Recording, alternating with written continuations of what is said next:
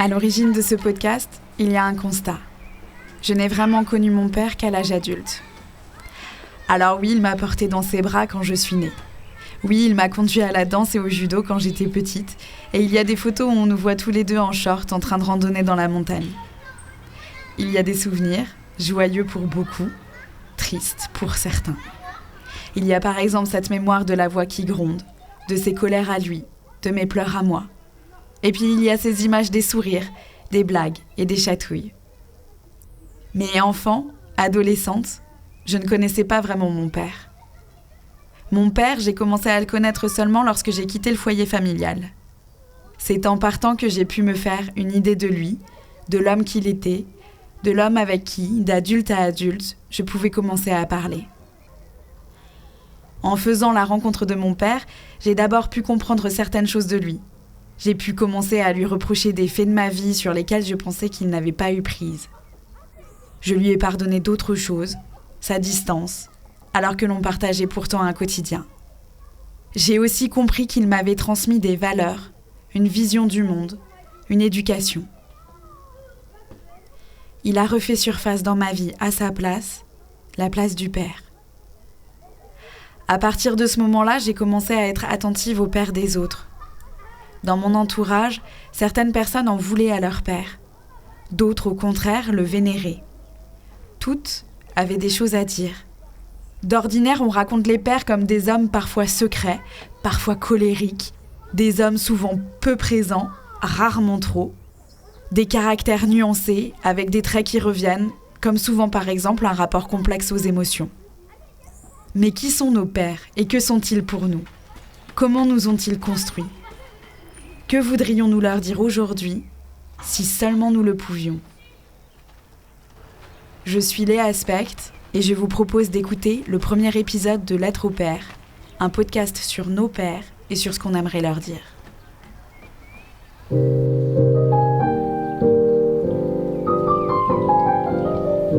Très cher père, tu m'as demandé l'autre jour pourquoi je dis que je te crains. Dans notre culture, la grande majorité des gens appliquent une règle tacite qui exige que les secrets patriarcaux ne soient pas diffusés afin de protéger le règne du père. Mon père, ce héros au sourire si doux. Parfois, quand tout allait bien, je crois que mon père aimait vraiment avoir une famille. Comme nombre d'entre nous, Salomé a bien des choses à dire sur son père. Salomé va tout juste avoir 30 ans. Elle a grandi dans une famille à la structure aujourd'hui classique, mais qu'on appelle toujours pourtant famille recomposée. Son père avait déjà 2 fils quand elle est arrivée, sa mère 2 filles.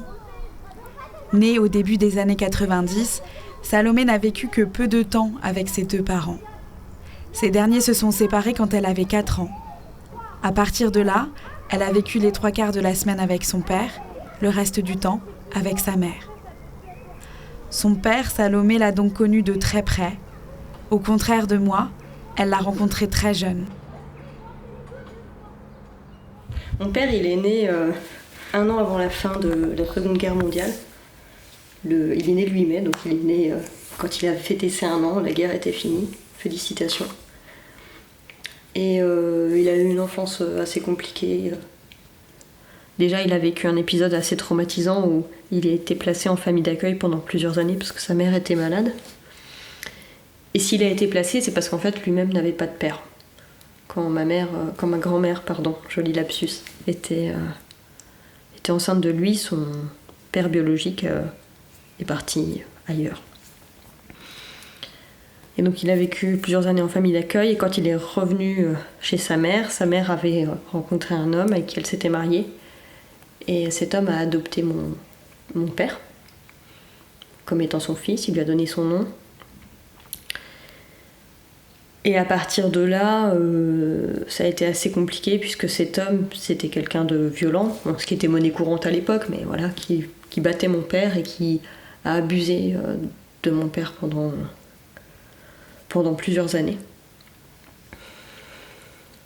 Jusqu'à ce que d'ailleurs mon père finisse par parler puisqu'il s'est rendu compte qu'il était devenu trop grand et il commençait à s'en prendre à son petit frère. Donc là, il a dit à sa mère qu'il ne devait pas que son père ne devait pas coucher son petit frère le soir. Je trouve ça... J'ai comme un petit rire nerveux parce que je trouve ça d'une horreur, ce côté... je ne peux pas parler pour me protéger, mais je vais parler pour protéger l'autre. Donc ça, c'est l'enfance de mon père. Ça, plus le fait qu'il savait, étant gamin, que cet homme qui lui avait donné son nom, c'était pas son père, il le savait. J'en parle parce que ça m'habite, c'est un truc que j'ai un peu porté, depuis que je suis jeune, parce que ce que je sais là, ce que je raconte de son enfance, c'est des choses qu'il m'a racontées quand j'étais toute petite. Quand j'avais 5-6 ans, il me parlait de son père qui le battait, qui a abusé de lui quand il était enfant. Son père qui n'était pas vraiment son père puisqu'il l'avait adopté, mais c'était pas son père biologique, et je sais pas s'il aimait mon père, je sais pas s'il voulait de lui. Donc ça dresse le tableau d'une enfance assez rude dans les années 50, donc on peut imaginer assez hardcore. Et après, ce que je sais, c'est qu'il a vécu sa vie, il est devenu éduc, il s'est marié avec sa première femme, avec qui il a eu mes 2 très grands frères. Puis un jour, il a divorcé, il a rencontré ma mère, ils se sont mariés, je suis née, et 4 ans plus tard, il divorçait. C'était un sacré personnage qui aimait quand même beaucoup faire des blagues, qui avait un côté un peu... faire des blagues salaces, qui fait rire les gens, qui est là, qui a un peu de prestance, mais tout en étant un peu introverti, un peu timide. Et en étant triste, en étant profondément triste.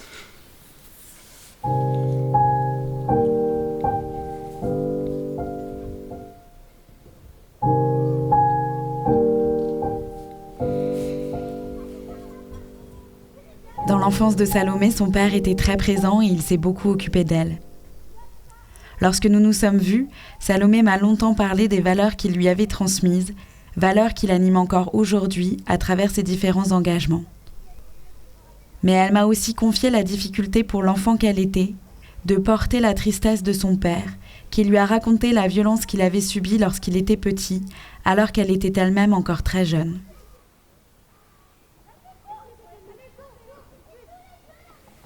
Mon père, il était éduc, déjà c'était son boulot, donc il était quand même un peu engagé, il était militant, il était syndiqué.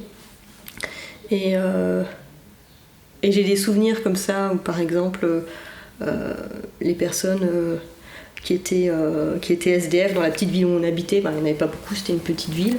Et donc c'est des personnes qu'on connaissait, et ils me sensibilisaient beaucoup au fait de dire bonjour, de s'arrêter, de demander comment ça va, et en étant très poli, très respectueux.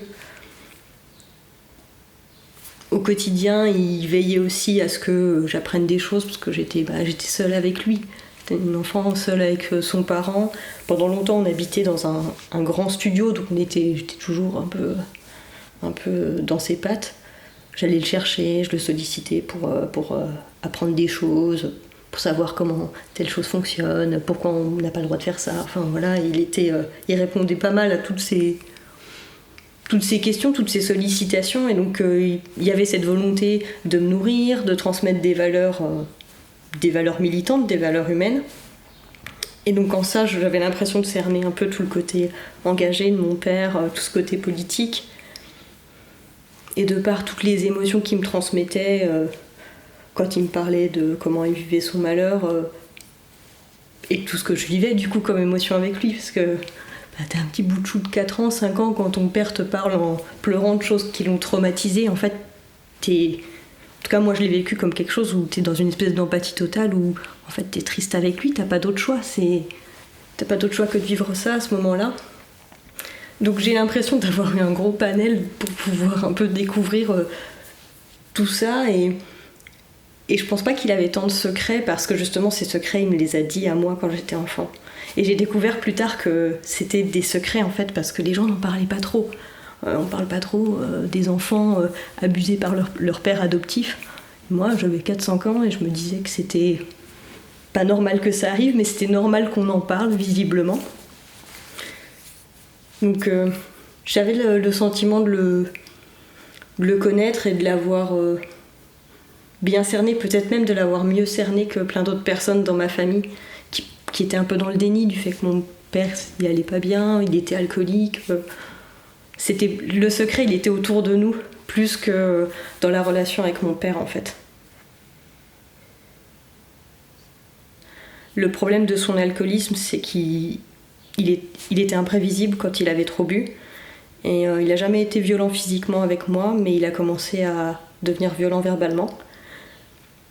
Et parfois il m'a insulté, ou il m'expliquait pourquoi j'étais une merde parce que j'avais mis un truc qui se recycle dans la poubelle, tu vois, des choses complètement démesurées. Quand t'as 9, 10, 11 ans, c'est pas possible d'être face à un adulte, face à ce seul adulte qui t'explique à quel point t'es une merde parce que t'as fait une petite erreur, avec beaucoup de violence en plus, c'était vraiment très dur.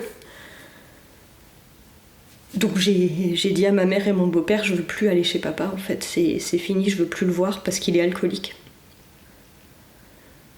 Et à partir de là, j'ai plus vu mon père pendant plusieurs années. Je vivais que chez ma mère, à temps plein. J'avais aucun contact avec lui. Tout ce temps où j'ai pas parlé à mon père, j'ai réfléchi, j'ai passé du temps déjà à être en colère après mon père. C'est pas juste pourquoi mon père il était alcoolique. Et pourquoi il s'infligeait ça, parce que c'est mauvais pour la santé d'être alcoolique, spoiler alert. Et pourquoi il faisait rien pour que ça change, et pourquoi il se rendait pas compte qu'il me faisait du mal, dans des situations où c'était indéniable. Tu peux pas malmener tes enfants, et d'ailleurs tu peux pas non plus être le père qu'il était quand j'étais enfant. En fait, c'est déjà de la négligence que d'étaler ces traumatismes sur un enfant de 4 ans qui n'a pas d'autre choix qu'être là et qui peut pas dire stop. Donc j'ai passé du temps à être en colère après lui, et ça a déjà mis une distance dans notre relation. J'ai accepté, j'ai compris c'est quoi l'alcoolisme, c'est quoi la dépendance. J'ai accepté aussi parce que je pouvais comprendre que mon père était une personne malheureuse et qu'il y avait tout un passif qui expliquait l'homme qu'il était aujourd'hui. Il y a eu la colère, la tristesse et l'acceptation de dire en fait mon père il n'y arrive pas vraiment, c'est dur pour lui d'être parent, c'est peut-être plus le bon moment, c'est peut-être trop tard, il est peut-être trop abîmé, trop fatigué, donc c'est différent.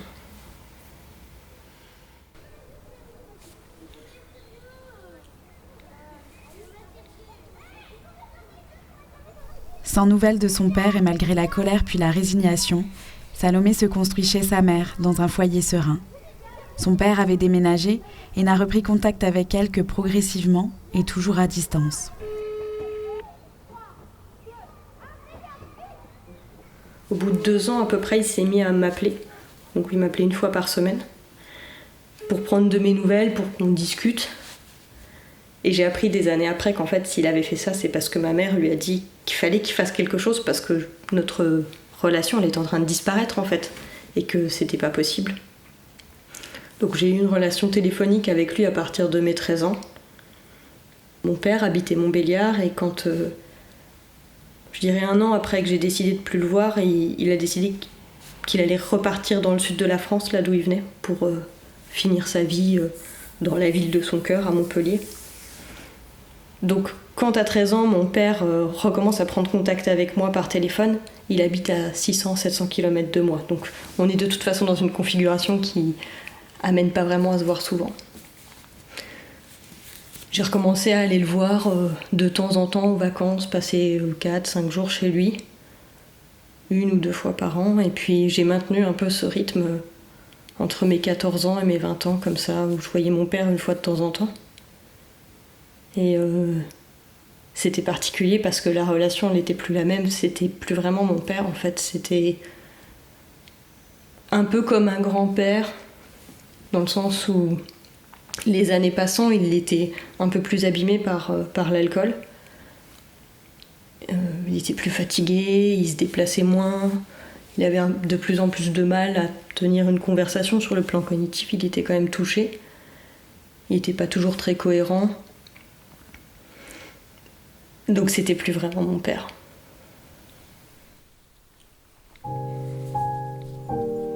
Moi, le mot qui me tient, c'est vraiment le côté abandon.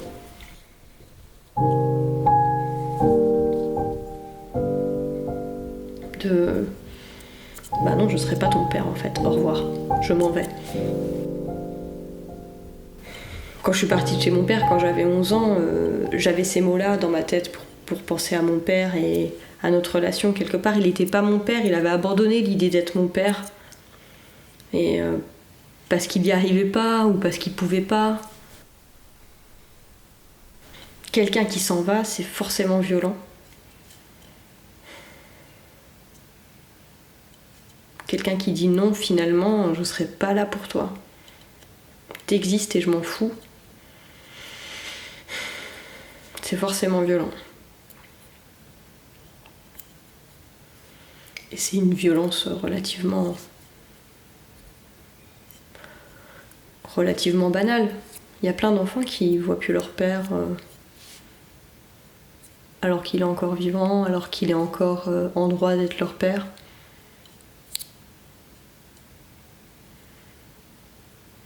Je dis ça sans donner statistiques en tête, plutôt en pensant à l'expérience de tous les autres enfants divorcés, de parents divorcés autour de moi, qui voient moins leur père, puis le voient plus. C'est comme ça. Papa, c'est devenu un inconnu. C'est dommage. Et en même temps, j'ai presque envie de dire, encore une fois, c'est presque normal. Est-ce qu'on peut vraiment... on a une telle représentation de ce que c'est un père et de ce que c'est une mère. Déjà, la maternité, c'est lié à l'accouchement, comme si c'était que ça qui fait qu'on a une relation mère-enfant. Du coup, qu'est-ce que ça dit de la relation père-enfant, à quoi on peut se raccrocher ? On considère que le père, c'est forcément un deuxième parent, c'est pas toujours le cas.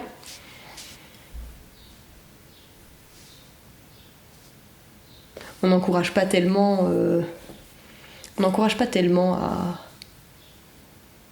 à laisser la possibilité, ou peut-être pas laisser la possibilité, mais en tout cas on n'encourage pas les pères à rester dans la vie de leur enfant. Si on c'est comme si la paternité, elle se construisait qu'au travers du couple. À ce moment-là, forcément, si le couple explose, c'est foutu. S'il y a un parent, son lien à l'enfant, c'est j'ai accouché, bim, et l'autre, c'est j'aime la personne qui t'a accouché, c'est un peu fragile. C'est hyper binaire, mais j'ai l'impression qu'il y a de ça quand même, et c'est triste et c'est dommage.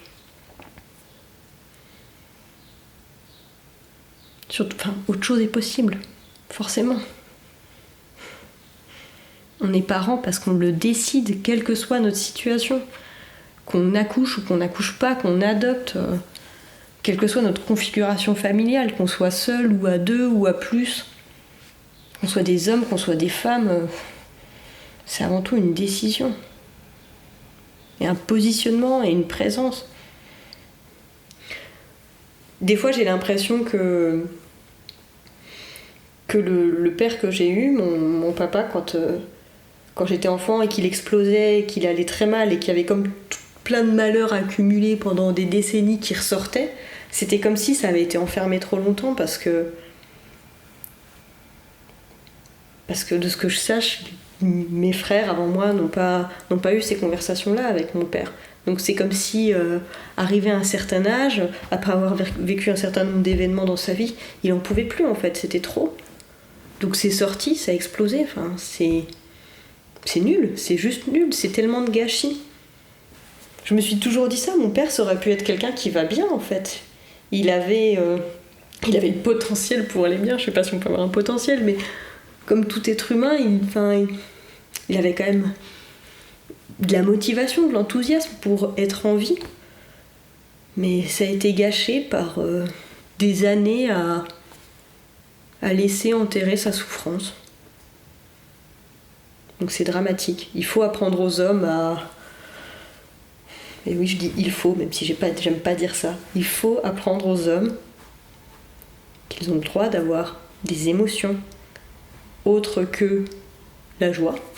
On a le droit d'être triste, on a le droit d'être en colère, on a le droit d'avoir peur, on a le droit de le vivre, et on a le devoir même de le vivre et d'en faire quelque chose. Sinon, on peut difficilement prétendre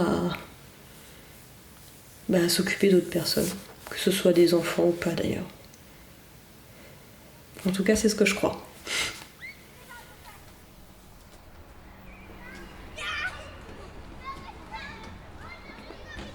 Dans la vie de Salomé, il n'y a pas eu qu'une seule personne qui a pu jouer le rôle du père.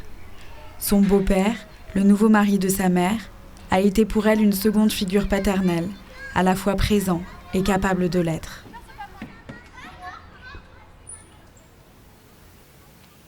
Mon beau-père était clairement un deuxième père pour moi, dans le sens où il était très présent. Et dès notre rencontre, ça s'est bien passé. Alors bon, je l'ai rencontré, j'étais un bout de chou de presque 5 ans, donc c'est peut-être facile de rencontrer un enfant à cet âge-là, mais tout de suite, il a été dans une dynamique de rencontre, d'accueil. J'ai pas eu l'impression qu'il soit imposé dans ma vie. Mais en même temps, quelques mois après notre rencontre, c'était mon anniversaire, et il m'avait offert, lui, une caisse enregistreuse. Je m'en souviens. Et ça m'avait fait plaisir parce que c'était un cadeau de sa part, c'était un cadeau de Vincent. Et donc je me sentais un peu privilégiée que ce soit... c'était son cadeau, c'était son engagement, c'était pas lui et ma mère. Et ça m'a vraiment marqué, ça avait de l'importance pour moi. Et je trouve que ça témoigne un peu de notre relation qui a commencé à exister. On avait notre relation tous les deux, j'étais l'enfant le plus petit de la famille, donc on s'occupait quand même de moi. Et il a joué ce rôle aussi d'ouverture au monde. Il m'a appris à chercher de l'or. À 5 ans, j'ai participé à un championnat d'orpaillage avec lui. C'était des moments un peu incroyables comme ça qui me faisaient vivre. Il me faisait faire du scooter le soir, en été. Enfin, c'est toutes ces petites expériences un peu absurdes, mais qui à l'échelle d'un enfant sont juste waouh, c'est incroyable. Je vis une aventure nouvelle. Grâce à lui, grâce à mon beau-père. Et il était très très rassurant pour moi. Déjà par sa carrure, il était très grand, il faisait 1m90, il avait un gros ventre. Donc j'aimais bien m'asseoir sur ses genoux et lui faire un câlin, c'était confortable. C'était une personne très calme et très posée. Et il aspirait à ce calme en fait, c'était agressif. Sa présence me faisait du bien. Donc on avait vraiment une relation parent-enfant en fait. Il était là pour moi et je pense que c'était vraiment conscient et choisi, puisque quand il a rencontré ma mère, il savait qu'elle avait déjà plusieurs enfants. Il savait ce dans quoi il s'engageait et je pense qu'il en avait envie. Et très vite, quand il parlait de mes grandes sœurs et moi, il disait mes filles. Et ça, c'est un mot qui a toujours résonné un peu dans ma tête, c'est qu'on était ses filles. Même si je ne l'ai jamais appelé papa, je l'ai toujours appelé par son prénom, parce que j'avais quelqu'un dans ma vie que j'ai appelé papa. Il y avait ce lien particulier et qui était reconnu par ses mots à lui, et ça a toujours été hyper important. Et je l'ai toujours aimé comme un père, je sais pas vraiment ce que c'est, qu'est-ce que c'est l'amour qu'on porte à un père ou à un parent, mais je l'ai toujours aimé comme une personne qui est là dans ma vie, en qui j'ai confiance, et j'ai envie qu'elle soit là, et même si c'est pas toujours facile, parfois on n'est pas d'accord, et en grandissant, je vais le chercher, il y a de la provocation, et il me répond, et il me recadre parfois, et c'est ce que je recherche. Il y a de l'amour, et il y a cette espèce de lien inconditionnel, même si on n'est pas de la même... on n'est pas lié par le sang, on n'est pas lié par quelque chose de légal, parce que ça n'a jamais été mon père légal, mais on l'a choisi, c'est notre relation et elle a de l'importance, quoi. C'était vraiment quelqu'un dont j'étais proche. Et qui me donnait l'impression d'avoir un peu un père de secours, ce qui est quand même assez exceptionnel. Je pense qu'il y a peu de personnes qui ont un père de secours, et je suis contente d'avoir eu cette chance et d'avoir eu un peu un exemple de père qui est pas parfait, parce que c'est pas possible, mais qui est là et qui réussit à être là. C'est pas juste qu'il l'a choisi et qu'il n'y arrive pas trop, c'est qu'il l'a choisi et il se donne les moyens d'y arriver, même si c'est pas toujours parfait, c'est pas toujours facile. ça reste rassurant et ça reste dans la confiance.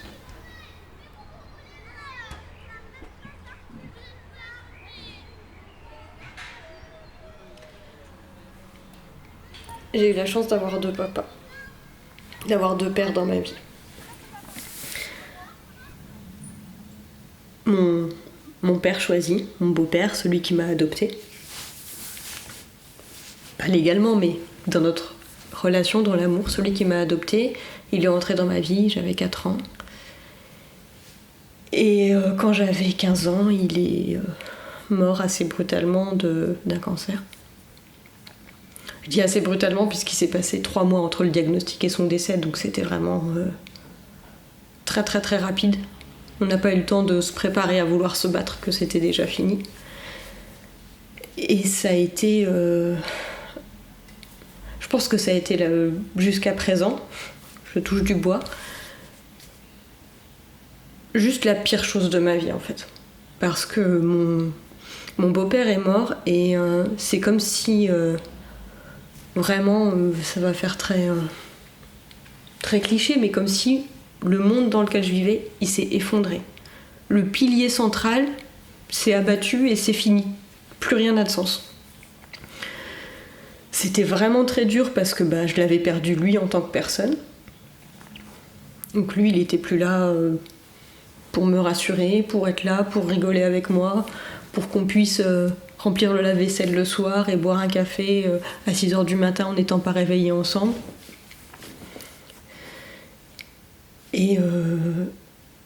Et puis c'est une personne en moins dans le foyer familial. On a perdu un adulte et là il faut se réorganiser, il faut réapprendre à vivre ensemble et c'est juste... on survit dans ces moments-là, c'est là qu'on découvre qu'on a plein de ressources cachées, qu'on a beau être en pleine dépression, et il reste un peu d'essence au fond du réservoir et on s'y accroche coûte que coûte pour essayer d'être à nouveau une famille dans une nouvelle configuration avec ma mère qui a perdu son mari, ma petite sœur qui a perdu son papa et moi qui ai perdu mon 2e père. C'était vraiment, vraiment horrible. Et ce qui était dur, c'est que dans ce moment-là, j'espérais un peu que mon père revive d'une certaine manière. Et le soir du décès de mon beau-père, je l'ai eu au téléphone, mon père, pour lui annoncer. Et il m'a dit, cette phrase que j'oublierai jamais, il m'a dit « Je vais venir à l'enterrement, bien sûr, et je vais être là pour toi ». Et à ce moment-là, le moment où je viens d'apprendre que ça y est, mon beau-père est décédé, même si je m'y préparais depuis quelques semaines, j'ai le sentiment qu'il y a quelque chose en moi qui a été arraché. Et là, cet homme avec qui j'ai plus trop de relations de type parent-enfant me dit « Je vais être là pour toi ». Et ça a créé un espoir en moi. Espoir qui a été... je sais même pas quel verbe utiliser tellement cet espoir il a été comme rongé par une matière acide parce que mon père était pas capable d'être présent pour moi et qu'il était bourré quand il était là et que c'était la honte. Donc je revivais ce que j'ai toujours vécu avec mon père. Et ça a été très dur parce que pendant longtemps je m'en voulais, je me disais en étant en colère que c'était pas juste que ce soit mon beau-père qui soit mort. Dans le sens où lui, il était là. Lui, il était un parent, lui, il faisait partie d'un foyer, d'une dynamique familiale, et à côté de ça, t'avais mon père en carton qui continue à vivre sa vie. Je me permets de le dire parce que je pense que quand on vit ces émotions-là, il faut les vivre, en fait, c'est normal, c'est humain, t'es en colère, t'as perdu quelqu'un de très important dans ta vie, quelqu'un qui est dans ton quotidien. C'est hyper violent, en fait, quand quelqu'un que tu vois tous les jours, avec qui t'as des rituels, n'est plus là d'un seul coup. T'as l'impression qu'il est parti en vacances, alors que tu sais qu'il n'est pas parti en vacances. Mais c'est comme s'il allait finir par revenir, parce que il faut qu'il prenne son bol jaune pour boire son café le matin quand même, sinon ça va pas marcher.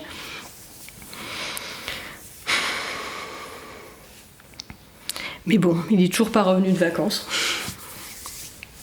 Ça va bientôt faire 15 ans qu'il n'est toujours pas revenu de vacances. Et lorsque, quelques années plus tard, après le décès de mon beau-père, j'avais 20 ans, et là c'est mon père qui est décédé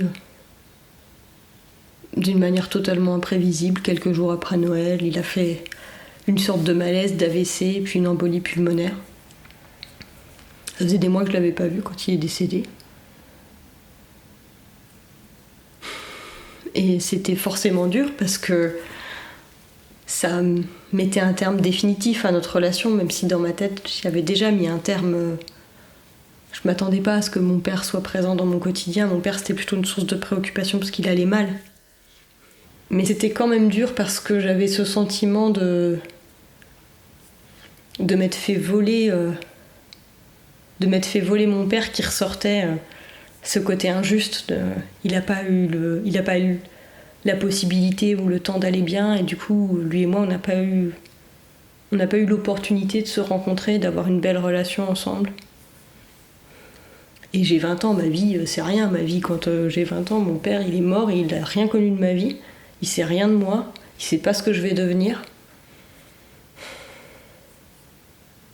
Et moi, ce que je sais de lui, c'est raccrocher à plein de souvenirs d'enfants.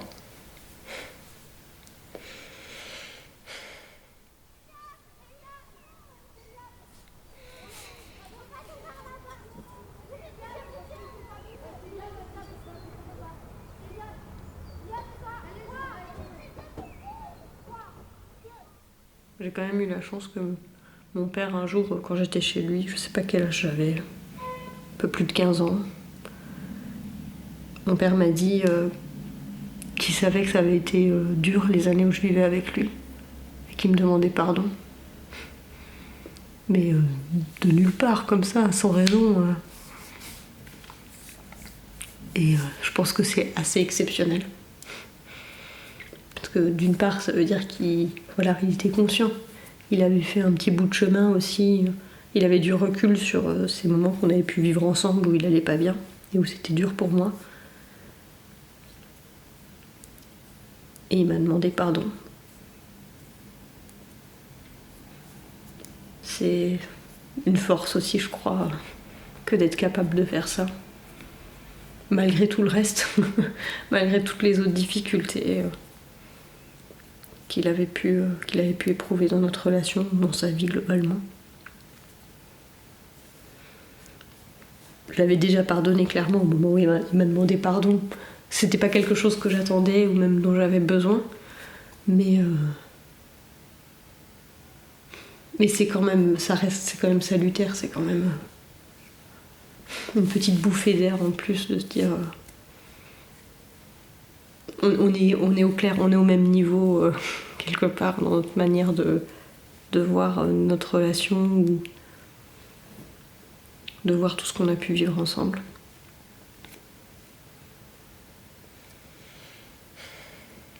Donc j'ai 2 papas morts. Et c'est pas facile d'être en paix avec ça. Je crois que ça prend beaucoup de temps. Parce que les relations, elles sont pas finies quand les gens ils s'en vont. En fait, elles continuent à exister. Tant que les gens qui les ont aimés existent, elles existent encore d'une certaine manière.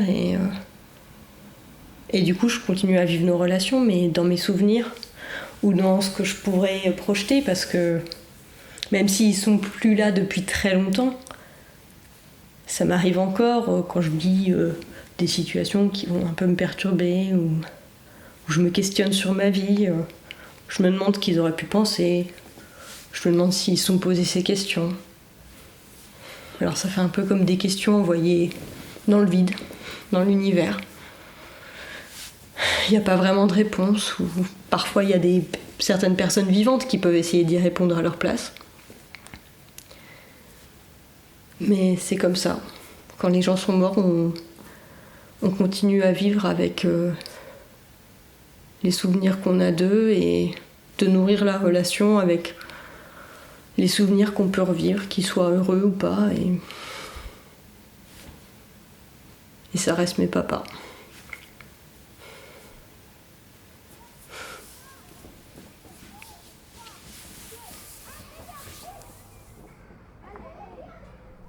Nous vivons dans une société où la parole des hommes est omniprésente. Du mansplaining au manterrupting, on commence tout juste à pointer du doigt le monopole du discours par les personnes de genre masculin. Et pourtant, si les hommes parlent, ils ne semblent pas tout raconter. Parler est l'une des étapes essentielles dans la gestion d'un traumatisme. Mais il y a 20 ans, les hommes ne constituaient qu'un tiers de la patientèle des psychothérapeutes. Aujourd'hui, 1 homme sur 4 consulte, contre plus d'1 femme sur 3. Les hommes sont aussi 3 fois plus exposés aux conduites à risque, au burn-out et aux addictions que les femmes. Statistiquement, leur façon d'affronter les blessures est plus souvent de les recouvrir par autre chose, comme l'alcool, la drogue ou le travail. Tel que Salomé le raconte, l'alcoolisme de son père est avant tout la conséquence d'une enfance douloureuse. Pour l'adulte qu'elle est aujourd'hui, ce que son père lui a fait subir est le résultat d'un système patriarcal viriliste qui couvre l'inceste, refuse aux hommes de chercher de l'aide quand ils vont mal et les pousse à avoir recours à des substances pour gérer leur mal-être. Elle ne lui en veut pas d'avoir subi un système qui fait aussi du mal aux hommes. Dans ses rapports avec son beau-père, Salomé a pu expérimenter une relation père-enfant épanouissante. Son beau-père a été là pour elle. Lui, dont elle m'a aussi raconté l'enfance stable et heureuse, a pu devenir père à son tour. Car être père, comme Salomé me l'a dit au cours de nos entretiens, c'est le vouloir, mais c'est aussi le pouvoir. Il n'y a aucun doute que nous ne sommes pas égaux face à ce qui nous arrive. Mais pour dessiner l'ébauche d'une paternité présente et aimante, il est sans doute nécessaire de libérer la parole sensible des hommes.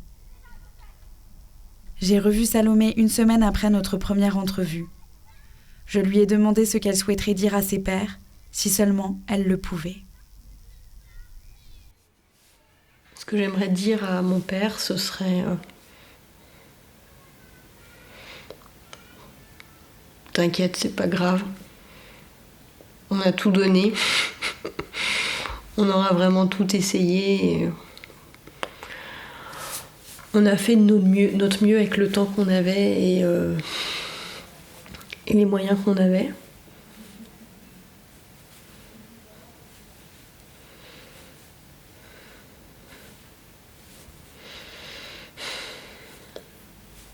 Et ce que j'aimerais dire à mon beau-père, ce serait plus difficile. Je sais pas trop. En fait, j'aurais pas trop envie de lui dire quelque chose, j'aurais juste envie de le garder.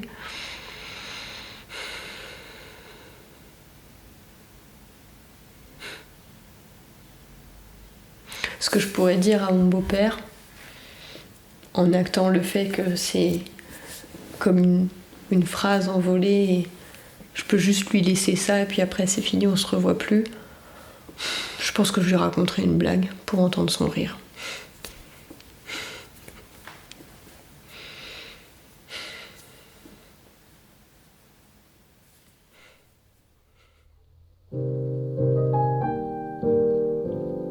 Pour conclure ce premier épisode de Lettres au père, je vous laisse avec les conseils de Salomé à tous les pères et à ceux parmi les hommes qui souhaitent le devenir. Quant à moi, je vous remercie pour votre écoute et vous dis à bientôt pour un nouvel épisode et le récit d'un autre père. Il faut construire des souvenirs avec ses enfants quand ils sont petits, pour qu'ils aient des choses, pour qu'ils aient des histoires, pour qu'ils aient des morceaux de vous. Parce qu'on ne sait jamais ce qui peut arriver et il ne faut pas perdre ça.